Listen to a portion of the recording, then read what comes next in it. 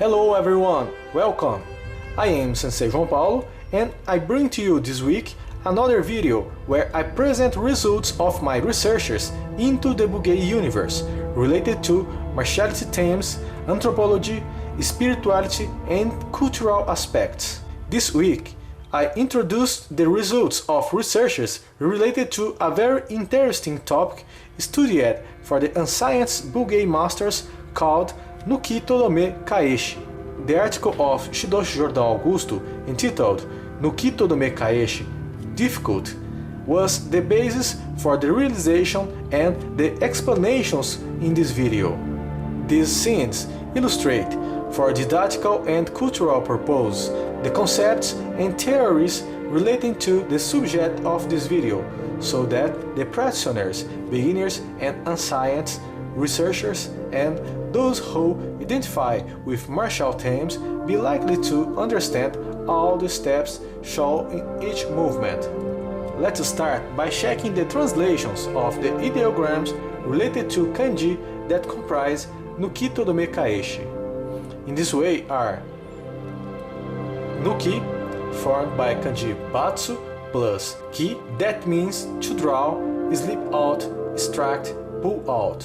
Todome, formed by the kanji tomeru plus me, that means to stop, halt, and kaeshi, formed by the kanji kaeru plus shi, that can be translated as to return. Nuki Todome Kaeshi, which is the practice of reaction when the uke holds the tori swords or hands that drawing, corresponds to forms of how to protect themselves in the Middle Ages against surprise attacks aimed at the destructuring of the tori, stopping him from drawing the sword.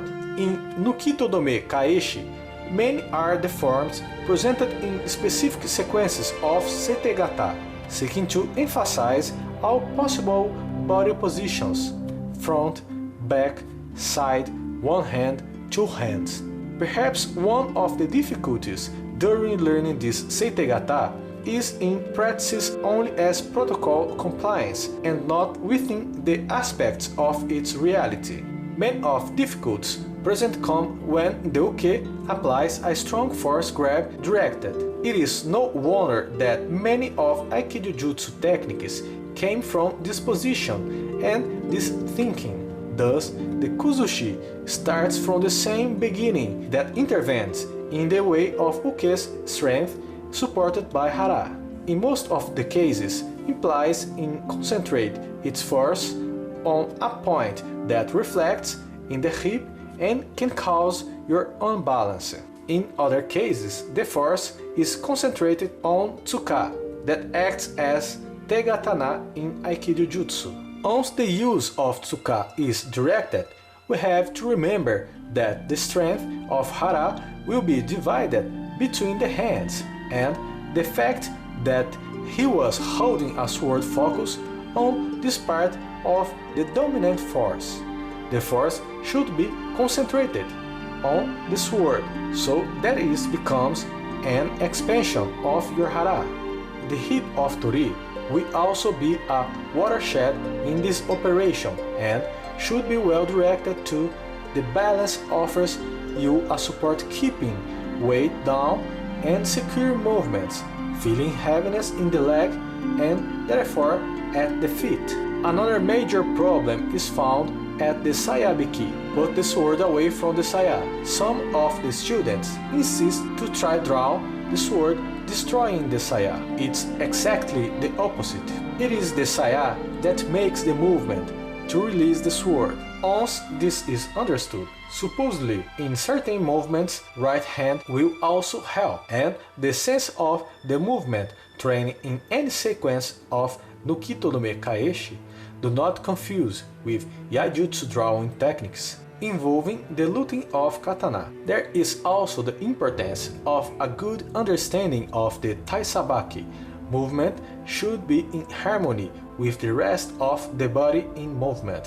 We see that there are certain primary points that are relevant and should be evaluated and carried out carefully so that their techniques can move to a next enhancement analysis. I should remember that the realization of any martial art should always be accompanied by an official authorized representative person by Kaze lineage, which has the conditions and adequate training for the safe conduct of any technique. It is not recommended to practice any art without assistance and monitoring of a teacher. Well, I say goodbye, and if you'd like, please contact us, suggesting future topics for new videos. Get well and see you soon. Bye bye.